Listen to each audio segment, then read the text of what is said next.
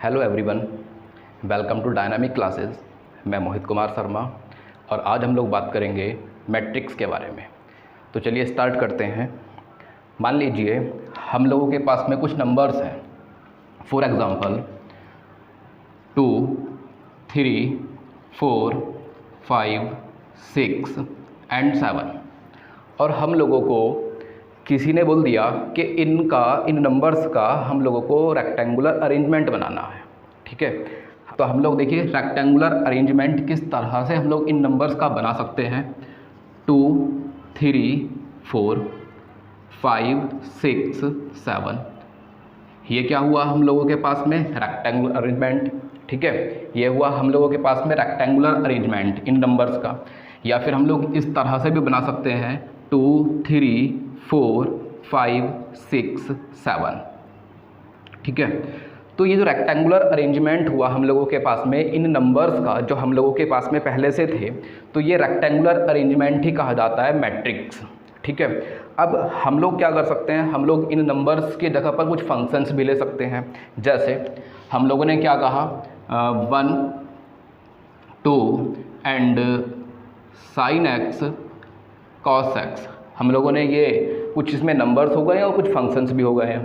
तो अब इन नंबर्स और फंक्शंस का हम लोगों को अगर रेक्टेंगुलर अरेंजमेंट बनाना है तो हम लोग किस तरह से बना सकते हैं, 1, 2 sin x cos x। ठीक है ना, ये हम लोगों के पास में क्या हुआ है, ये हुआ rectangular arrangement.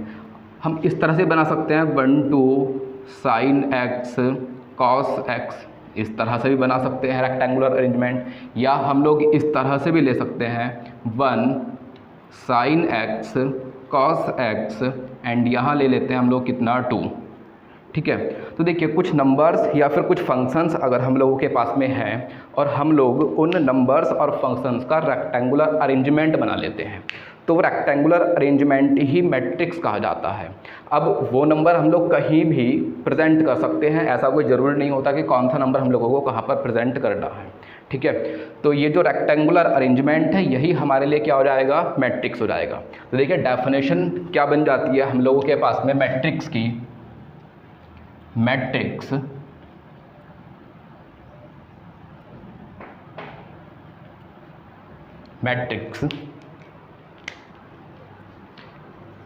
A matrix is an ordered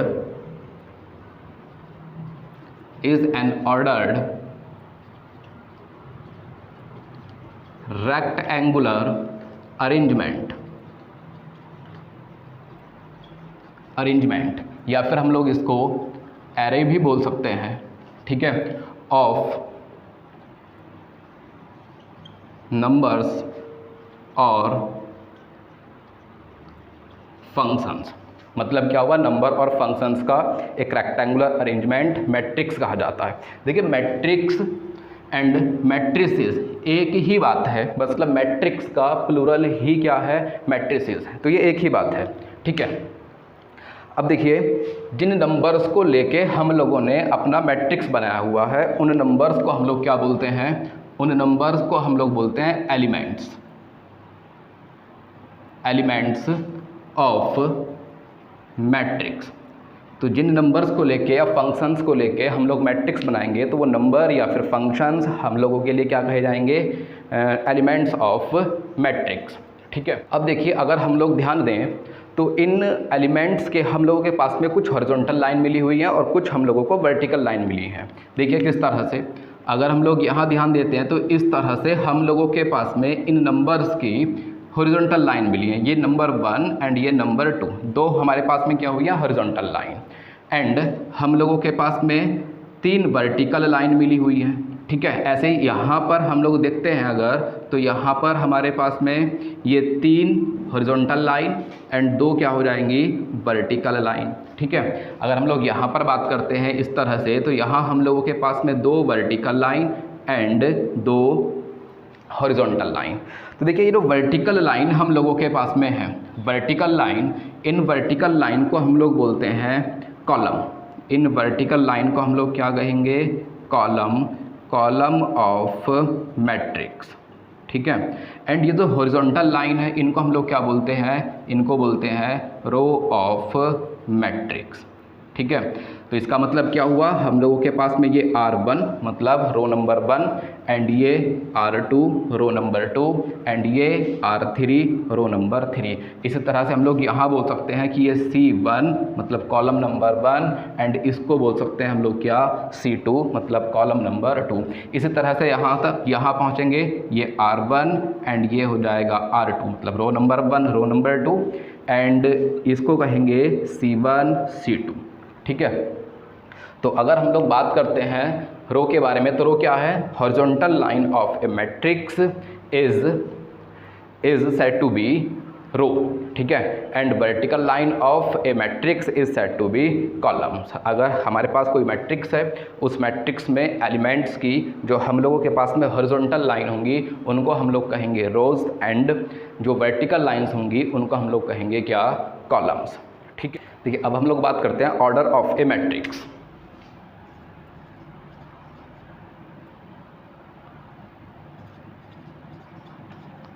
order of a matrix, ठीक है।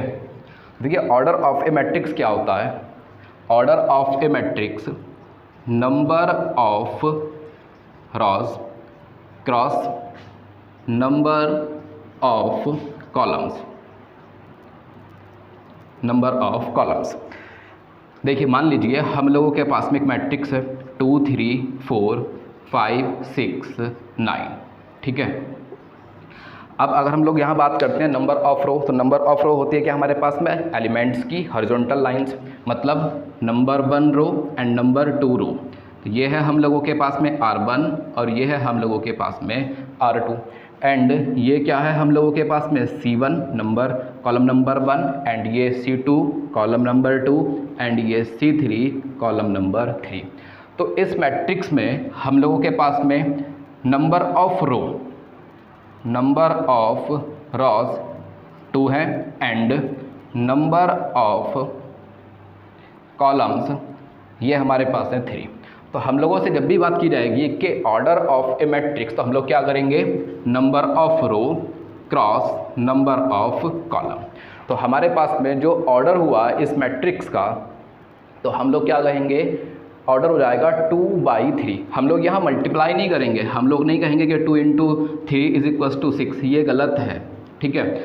ऑर्डर हमारे पास में क्या हुआ 2/3, हम इसको 2 × 3 भी नहीं पढ़ सकते हैं, 2 × 3 भी नहीं पढ़ सकते हैं, हम लोग कहेंगे order of a matrix is 2/3, ठीक है ना। हम लोग इसको रीड किस तरह से करेंगे, रीड एज 2/3, ठीक है ना। ये हो जाता है हम लोगों के पास में क्या, order of a matrix, number of column by number of row by number of column, ये बन जाता है हम लोगों के पास में ऑर्डर, ठीक है। एक बहुत इंपॉर्टेंट बात, हम लोग मैट्रिक्स को कैपिटल लेटर से डिनोट करते हैं, जैसे A B C, इस तरह से कुछ भी हम लोग ले सकते हैं। एंड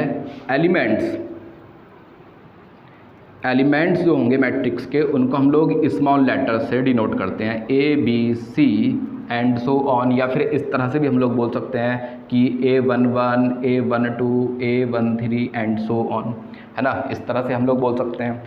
अब देखिए नेक्स्ट पॉइंट है हम लोगों के पास में रिप्रेजेंटेशन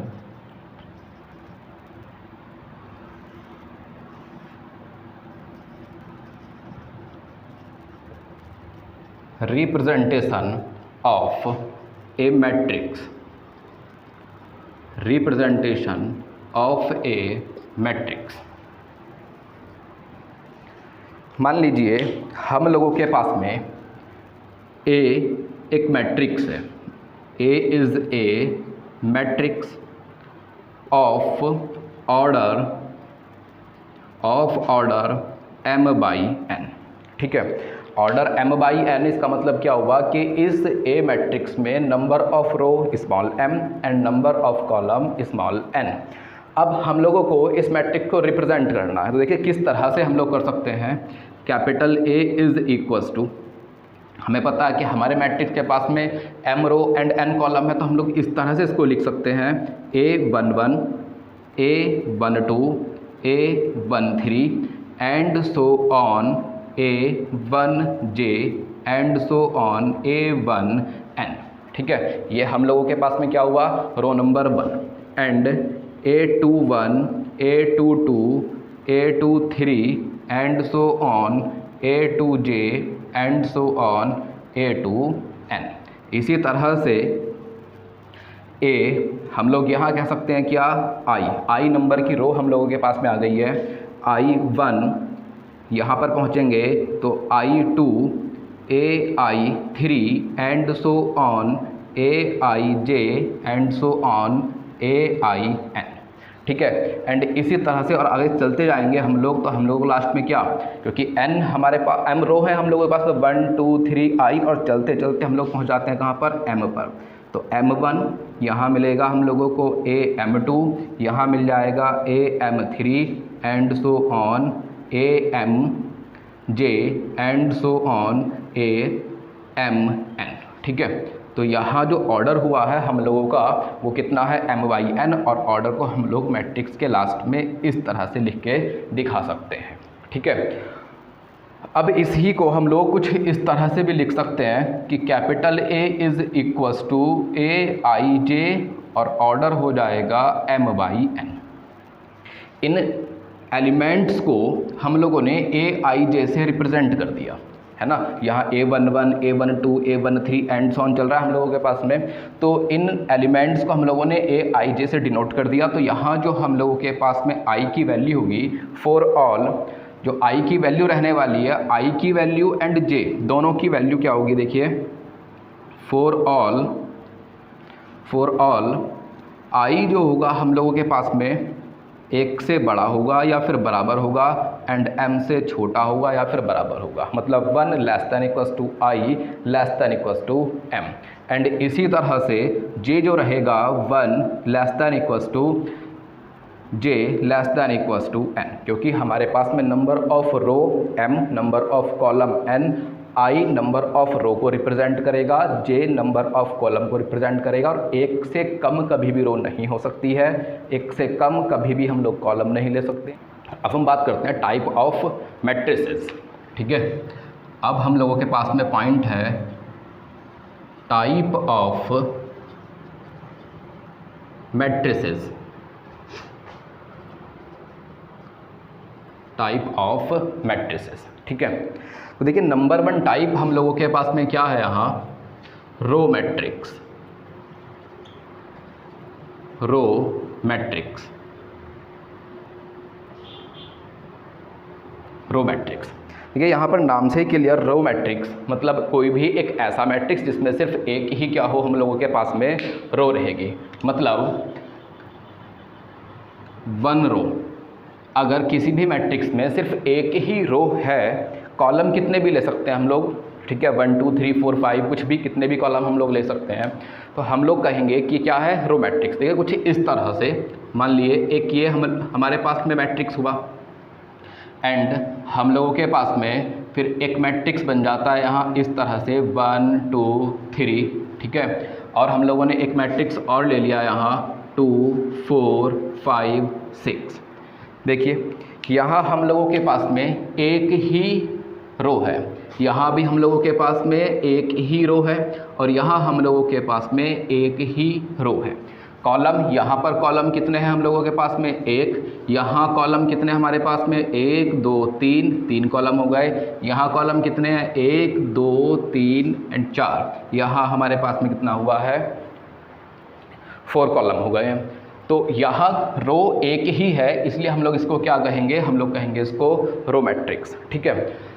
हम लोग इसको इस तरह से भी रिप्रेजेंट कर सकते हैं, सपोज़ कीजिए कि A is a row matrix, तो हम लोग कहेंगे कि AIJ और इसमें ऑर्डर क्या रहेगा 1/n, क्योंकि रो हम लोगों को एक ही लेनी है, कॉलम हम लोग कुछ भी ले सकते हैं, इसलिए कैपिटल A अगर हमारे पास में एक रो मैट्रिक्स है तो लिखेंगे स्मॉल AIJ 1/n, ठीक है। नेक्स्ट हम लोगों के पास में है इसी तरह से कॉलम मैट्रिक्स। कॉलम मैट्रिक्स, ठीक है। अब देखिए यहाँ कॉलम मैट्रिक्स मतलब हम लोगों के पास में एक ऐसा मैट्रिक्स होगा जिसमें एक ही कॉलम हो, और रो हम लोग कुछ भी ले सकते हैं। कुछ इस तरह से हम लोग बात करेंगे 1 2 3 4, यहाँ बोल सकते हैं हम लोग कितना ABCDE, ये हम लोगों के पास एक मैट्रिक्स हुआ। तो अगर हम लोग देखते हैं तो यहाँ पर एक ही कॉलम है और एक ही रो है, तो क्या कहेंगे इसको 1 by 1, ठीक है। यहाँ हमारे पास में 3 रो एंड एक कॉलम है हम लोगों के पास में, तो हम कहेंगे कितना 3 by 1। और यहाँ पर अगर हम पहुँचते हैं तो बात करेंगे 1 2 3 4 5, हम लोगों के पास में यहाँ 5 रो एंड 1 कॉलम, तो हम लोग कहेंगे 5 by 1। देखिए सभी में हम लोगों के पास में एक ही कॉलम है, ठीक है ना। तो अगर नंबर ऑफ कॉलम हमारे पास में, नंबर ऑफ कॉलम हमारे पास अगर एक रहेगा तो हम लोग कहेंगे उसको क्या, कॉलम मैट्रिक्स, ठीक है। अब इसको हम लोग इस तरह से भी बोल सकते हैं, मान लीजिए कैपिटल ए हम लोगों के पास में कॉलम मैट्रिक्स है, तो हम लोग कहेंगे capital A is equals to AIJ, यहाँ कहेंगे M by 1, क्योंकि कॉलम मैट्रिक्स है तो हम लोगों को एक ही कॉलम लेना है, हम लोग रो कुछ भी ले सकते हैं, इसलिए क्या लगाएंगे capital A is equals to AIJ M by 1। M ये AIJ ये एलिमेंट्स को रिप्रेजेंट करता है, ठीक है।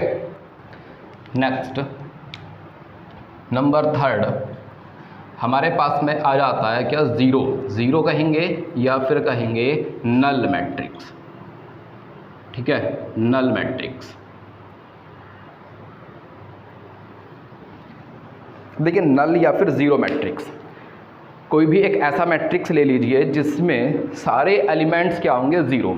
अगर किसी भी मैट्रिक्स के सारे एलिमेंट हम लोगों के पास में ज़ीरो बन जाते हैं तो उस मैट्रिक्स को क्या कहेंगे, ज़ीरो मैट्रिक्स। देखिए कुछ इस तरह से, अगर कैपिटल A हम लोगों के पास में एक मैट्रिक्स है और वो इस तरह से कुछ लिखा हुआ है 0 0 0 0 0 0 0 0 0, ठीक है।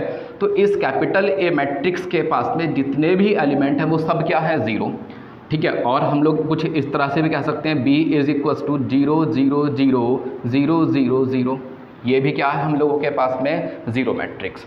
तो अगर हम लोगों के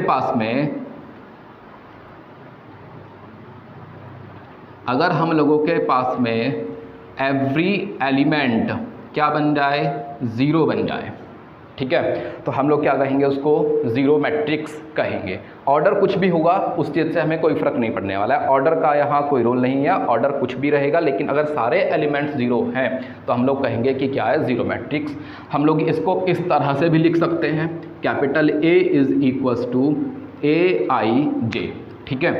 AIJ एलिमेंट्स को रिप्रेजेंट करता है, M by N ये ऑर्डर, कुछ भी ऑर्डर ले सकते हैं, बट यहाँ कंडीशन क्या है, कंडीशन ये रहेगी कि AIJ क्या होगा, इक्वल्स टू 0, किसी भी I के लिए, किसी भी J के लिए, ठीक है। हम लोगों के पास में जो भी एलिमेंट बनेगा वो क्या बन जाएगा, 0 बन जाएगा, ठीक है। अब हम लोग नेक्स्ट की बात करते हैं। नेक्स्ट पॉइंट है हम लोगों के पास में 4 नंबर, और हम बात करेंगे रेक्टेंगुलर मैट्रिक्स की। हमारे पास में क्या आ जाता है, 4th टाइप है हम लोगों के पास में rectangular matrix. 4th type rectangular matrix. देखिए अगर नंबर ऑफ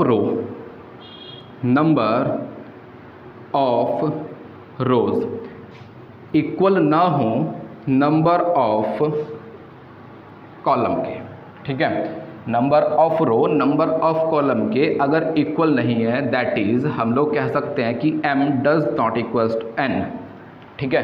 तो जो मैट्रिक्स हम लोगों के पास होगा वो कहा जाएगा रेक्टेंगुलर मैट्रिक्स। M और N की वैल्यू कुछ भी ले सकते हो, बस वो इक्वल नहीं होनी चाहिए। देखिए for example capital A is equals to 2 3 4 ABC, हम लोगों ने एक मैट्रिक्स लिया, number of row 2, number of column 3, तो यहाँ M और N अनइक्वल हैं, यहाँ M और N अनइक्वल है तो हम लोग क्या कहेंगे, रेक्टेंगुलर मैट्रिक्स। और देख लीजिए B is equals to ABCDE और यहाँ ले लेते हैं हम लोग 2 3 4 5 6। तो यहाँ क्या हो जाता है, number of row 2, number of column है हम लोगों के पास में 5, तो यहाँ भी m और n इक्वल नहीं है। तो हम लोग क्या कहेंगे, यहाँ रेक्टेंगुलर मैट्रिक्स क्या होता है जिसमें नंबर ऑफ कॉलम और नंबर ऑफ रो इक्वल नहीं होंगे, वो हो जाएगा rectangular matrix. 5 number square matrix. Square matrix देखिए, अगर नंबर ऑफ रो इक्वल हो जाए नंबर ऑफ कॉलम के, नंबर ऑफ कॉलम के इक्वल हो जाए, ठीक है, number of row equal number of column, मतलब m की वैल्यू n के इक्वल हो, तो हम लोगों के पास में जो मैट्रिक्स होगा वो कहा जाएगा स्क्वायर मैट्रिक्स। ठीक है, देखिए कुछ इस तरह से हम लोग यहाँ कह सकते हैं, एक मैट्रिक्स ले लेते हैं इस तरह से 2 3 4 5 6 7 1 2 9। नंबर ऑफ कॉलम अगर हम देखते हैं, नंबर ऑफ रो अगर हम लोग देखते हैं तो कितना है 3, नंबर ऑफ कॉलम हम लोगों के पास में कितना है 3। ठीक है, तो क्या बना हमारे पास में m इक्वल है हम लोगों के पास में n के, तो हम लोग इसको क्या कहेंगे, हम लोग इसको कहेंगे स्क्वायर मैट्रिक्स। ठीक है, इसी तरह से अगर हम लोग बोल देते हैं कि A B C D, number of row 2, number of column 2, तो हम लोग क्या कहेंगे इसको, जब m हम लोगों के पास में इक्वल हुआ n के, तो हम लोग कह सकते हैं यहाँ स्क्वायर मैट्रिक्स। ठीक है, स्क्वायर मैट्रिक्स। देखिए next point number 6, diagonal matrix. Diagonal matrix, देखिए अगर हम लोगों के पास में कोई एक स्क्वायर मैट्रिक्स है और उस स्क्वायर मैट्रिक्स में नॉन डायगोनल एलिमेंट्स क्या बन जाते हैं हम लोगों के पास में, जीरो बन जाते हैं। नॉन डायगोनल एलिमेंट्स अगर किसी भी मैट्रिक्स के जीरो बन जाते हैं तो उस मैट्रिक्स को कहा जाता है क्या, डायगोनल मैट्रिक्स। ठीक है, हम लोग कह सकते हैं every non diagonal element is zero. ठीक है, every non diagonal element is zero. For example 2 3 4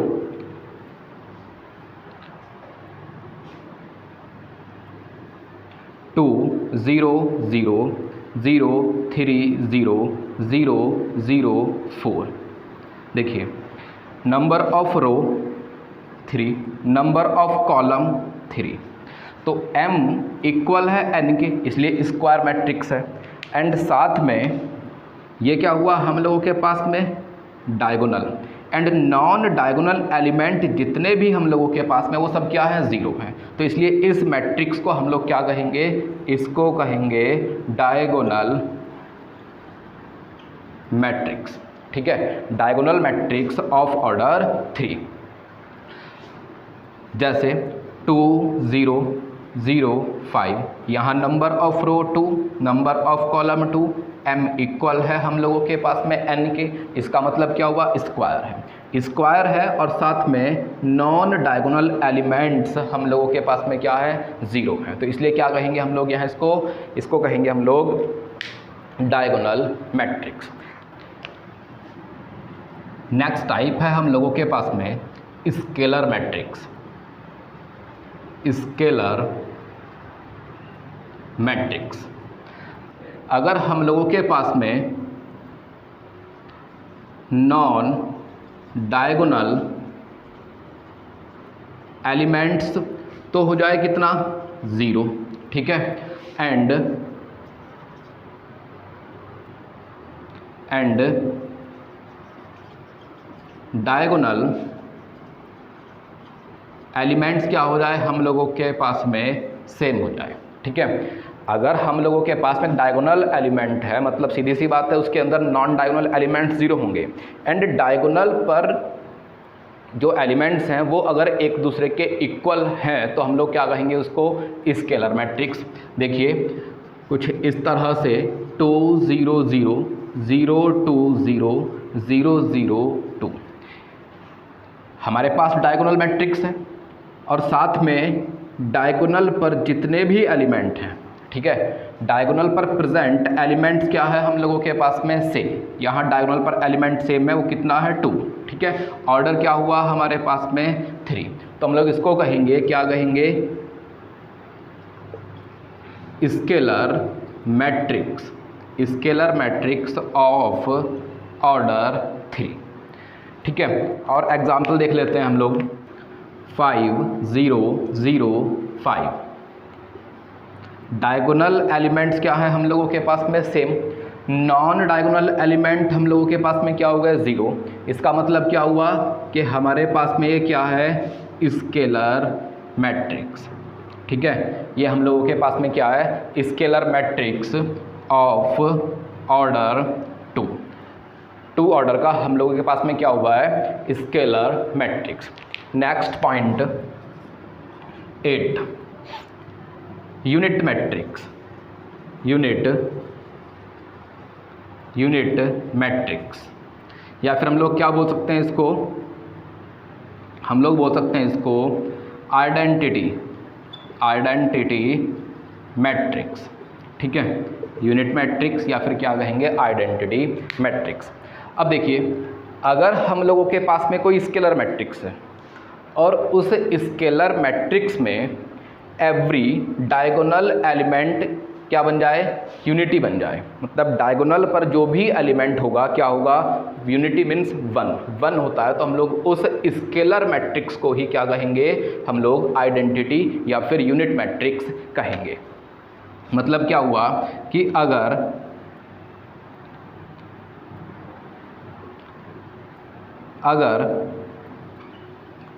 diagonal element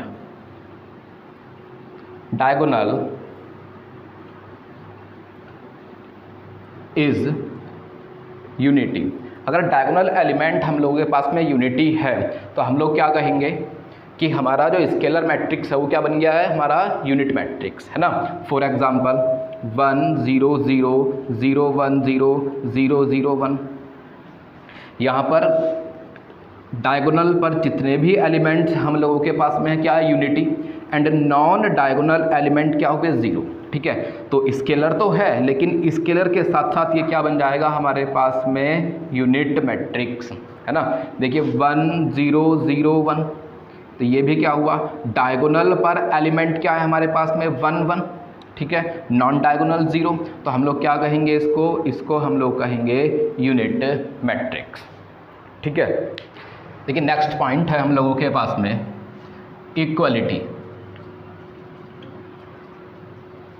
equality of matrices,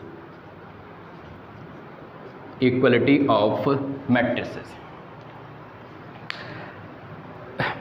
देखिए मान लीजिए हम लोगों के पास में एक मैट्रिक्स है क्या A, ठीक है, एंड दूसरा मैट्रिक्स है हम लोगों के पास में B। तो इन दोनों मैट्रिक्स को हम लोग इक्वल मैट्रिक्स कहेंगे। क्या कहेंगे हम लोग इन दोनों मैट्रिक्स को इक्वल मैट्रिक्स, है ना। अगर यहाँ पर 2 कंडीशन सेटिस्फाई हो जाती हैं। नंबर एक पहली बात क्या है हमारे पास में ऑर्डर क्या हो, ऑर्डर हो हम लोगों के पास में सेम। अगर दोनों का ऑर्डर सेम है, एंड नंबर 2 बात, एंड नेक्स्ट पॉइंट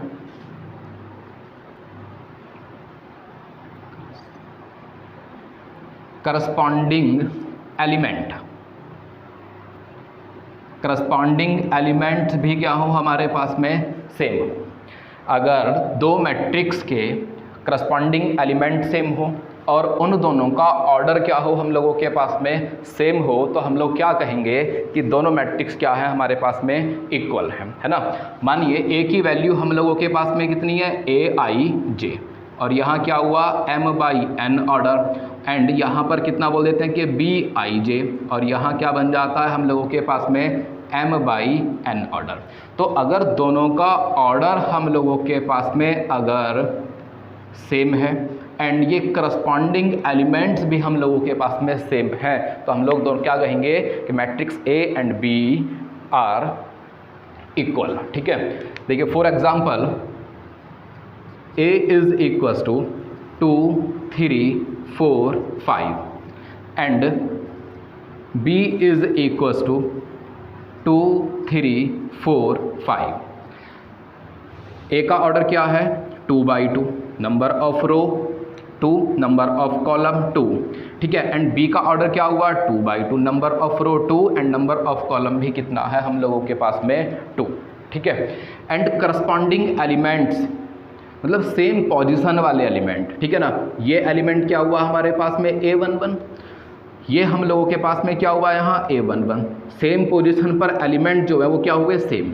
यहाँ 3, यहाँ भी 3, यहाँ पोजीशन क्या है A12 एंड यहाँ पोजीशन क्या है A12 है ना। यहाँ 4, यहाँ 4, तो इसकी पोजीशन क्या है 21 और यहाँ पोजीशन क्या है 21। यहाँ क्या हुआ हमारे पास में A22 और ये हमारे पास में क्या है A22। तो करस्पॉन्डिंग एलिमेंट भी हम लोगों के पास में क्या है सेम है, ऑर्डर सेम हो गया, करस्पॉन्डिंग एलिमेंट सेम हो गया, तो दोनों मैट्रिक्स क्या हो गए सेम हो गए। ठीक है ना, तो ये है हम लोगों के पास में क्या इक्वलिटी ऑफ मैट्रिसेस। अब देखिए कुछ क्वेश्चंस पर डिस्कस करते हैं। क्वेश्चन नंबर 1 हम लोगों के पास में क्या है, देखिए इफ़ ए मैट्रिक्स ए में हमारे पास एलिमेंट्स क्या हो गए 2, 5, 9, 8, 0, 1, 2, 9, 5, 6, 7, -11। Right number 1 the order of the matrix, मतलब हम लोगों के पास में जो मैट्रिक्स ए है हम लोगों को इस मैट्रिक्स का क्या बताना है, हम लोगों को ऑर्डर बता देना है। ठीक है ना, and the number of elements, हम लोगों को नंबर ऑफ एलिमेंट्स बता देने हैं, and right the elements A13, A21, A33, A24 and A23। In elements को हम लोगों को बताना है, मतलब इन एलिमेंट्स की वैल्यू क्या होगी वो हम लोगों को बतानी है। देखिए order of the matrix, order of the matrix क्या होता है number of row and number of column, वो देख लेंगे, और क्या करेंगे number of row by number of column. तो नंबर ऑफ रो कितनी है हमारे पास में नंबर 1, नंबर 2, नंबर 3, तो हम लोगों के पास में रो कितनी हुई यहाँ पर 3 एंड 1, 2, 3, 4। नंबर ऑफ कॉलम कितने हुए हम लोगों के पास में, कॉलम हो गए 4। तो हम लोगों के पास में ऑर्डर कितना हुआ, ऑर्डर हो जाएगा 3/4। ठीक है, ये हुआ हम लोगों के पास में order. And number of elements की बात करते हैं, तो देखिए ऑर्डर हम लोगों के पास में अगर 3/4 है, मतलब रो हमारे पास में 3, कॉलम हमारे पास में 4, तो इन्हीं नंबर्स की मल्टीप्लाई कर दो, क्या निकल के आ जाएगा हम लोगों के पास में, इन्हीं नंबर्स की मल्टीप्लाई कर दो, हम लोगों को मिल जाएगा क्या number of elements of a matrix. तो 3 हमारे पास में रो, 4 हमारे पास में कॉलम, तो हमारे पास कितना हुआ 12। तो 12 हम लोगों के पास में एलिमेंट है इस मैट्रिक्स में। ठीक है ना। Third point, right the elements A13। तो देखिए A13 हम लोगों के पास में पहला नंबर किसको रिप्रेजेंट करता है, रो को, एंड दूसरा नंबर ये बात करता है कॉलम के बारे में, है ना। मतलब हम लोगों को वो एलिमेंट बताना है जो row number 1 and column number 3 में हो। ठीक है, तो रो नंबर 1 हम लोगों के पास में ये, कॉलम नंबर 3 हम लोगों के पास में ये, तो ये 9 जो है इसको अगर देखते हैं तो रो नंबर 1 में है एंड कॉलम नंबर 3 में। इसका मतलब A13 की वैल्यू क्या हो जाएगी हम लोगों के पास में 9। इसी तरह से 2-1 मतलब सेकंड रो फर्स्ट कॉलम, तो second row and first column. ठीक है, सेकंड रो फर्स्ट कॉलम, तो A21 हमारे पास कितना हुआ 0। A33 मतलब third row and third column, तो हम लोगों के पास में A33 क्या हो जाएगा 7। इसी तरह से A24 की बात करते हैं तो सेकंड रो फोर्थ कॉलम। ठीक है, तो second row and fourth column, तो हमारे पास वैल्यू क्या जाएगी 9। एंड इसी तरह से हम लोग बात करते हैं A2 3 के लिए, तो नंबर ऑफ रो मतलब ये second row and third column, तो सेकंड रो हम लोगों के पास में ये एंड थर्ड कॉलम हम लोगों के पास में कितना हो जाएगा यहाँ, मतलब नंबर क्या आता है हमारे पास में, एलिमेंट कितना है 2।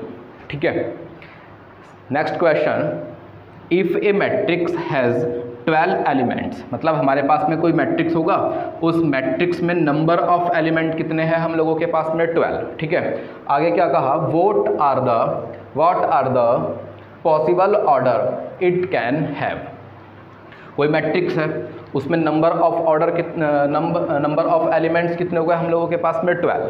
ठीक है, हमारे पास कोई मैट्रिक्स है, उस मैट्रिक्स में नंबर ऑफ एलिमेंट्स 12 हैं। तो हमसे पूछा गया है कि अगर हम लोग इन एलिमेंट्स को लेके मैट्रिक्स बनाते हैं तो उस मैट्रिक्स का क्या क्या ऑर्डर हो सकता है, मतलब पॉसिबल ऑर्डर हम लोगों को बता देना है। तो देखिए इस टाइप के क्वेश्चन को क्या करेंगे, हमारे पास में नंबर ऑफ एलिमेंट्स कितने हैं 12, तो अगर हम लोग मैट्रिक्स लें और उस मैट्रिक्स में एक रो ली जाए एंड 12 कॉलम लिए जाए, एक रो और कितना हो गया हमारे पास में 12 कॉलम। ठीक है, तो एलिमेंट्स तो 12 ही होंगे ना, तो नंबर ऑफ रो और नंबर ऑफ कॉलम की मल्टीप्लाई नंबर ऑफ एलिमेंट्स के इक्वल होती है। ठीक है, इसी तरह से अगर हम लोग क्या करते हैं 2 रो ले लेते हैं, ठीक है ना, एंड 6 हम लोग क्या करते हैं 2 रो ले लेते हैं एंड 6 कॉलम ले लेते हैं, तब भी कितना मिलेगा 12। इसी तरह से 3 4 मतलब 3 रो लेंगे एंड 4 कॉलम लेंगे, नंबर ऑफ एलिमेंट्स कितने हैं 12। ठीक है, इसी तरह से 4 3 हम कह सकते हैं, है ना, रो हमारे पास में 4 एंड कॉलम हमारे पास में 3, और इसी तरह से हम लोग कह सकते हैं 6 2। ठीक है, और इसी तरह से हम लोग कह सकते हैं 12 1। तो ये क्या हुए हमारे पास में पॉसिबल ऑर्डर हुए। अगर हम लोग 1/12 का मैट्रिक्स लेते हैं तो नंबर ऑफ एलिमेंट्स 12 ही होने हैं। 2/6 का हम लोग कोई मैट्रिक्स ले लेते हैं, अगर हम लोग 1/12 ऑर्डर का मैट्रिक्स लेते हैं तो नंबर ऑफ एलिमेंट्स 12 आ जाएंगे। हम लोग 2/6 का मैट्रिक्स लेते हैं हम लोग, नंबर ऑफ एलिमेंट्स 12 हो जाएंगे। 3/4 में 12, 4/3 में 12, 6/2 में 12 एंड 12/1 में भी 12। ठीक है, तो ये हमारे पास में क्या हुए, ये हो गए पॉसिबल ऑर्डर। ठीक है, कितने हुए 1 2 3 4 5 6। तो अगर पता करता है कि कितने बनेंगे तो हो जाएंगे हमारे पास में क्या 6। ठीक है, लेकिन नेक्स्ट क्वेश्चन है हम लोगों के पास में, construct a 2/3 matrix whose elements are given by, मतलब हम लोगों को एक 2/3 ऑर्डर का मैट्रिक्स बनाना है और उस मैट्रिक्स के जो एलिमेंट्स होंगे वो इस तरह से रहेंगे। ठीक है ना, तो देखिए स्टार्ट करते हैं सॉल्यूशन। तो हम लोग सबसे पहले क्या करेंगे, हम लोग सबसे पहले एक 2/3 ऑर्डर का एक मैट्रिक्स लिख लेते हैं। ठीक है ना, A11 A12 A13 A21 A22 A23।